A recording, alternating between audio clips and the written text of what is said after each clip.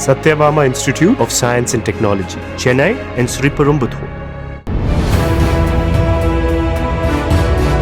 IPL இரண்டாவது qualifier போட்டியில் அதிரடியாக விளையாடி பஞ்சாப் அணியை வெற்றி பெற வைத்த கேப்டன் ஸ்ரேயஸ் ஐயர் இறுதிப் போட்டியில் ஒரு ரன்னிலேயே அவுட் ஆனார்.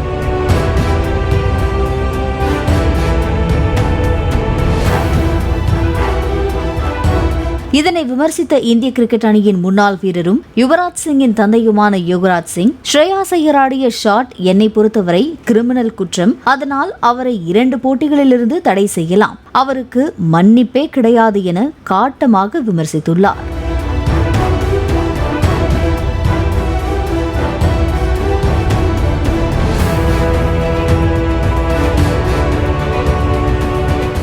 Satyabama Institute of Science and Technology, Chennai and Sriperumbudur.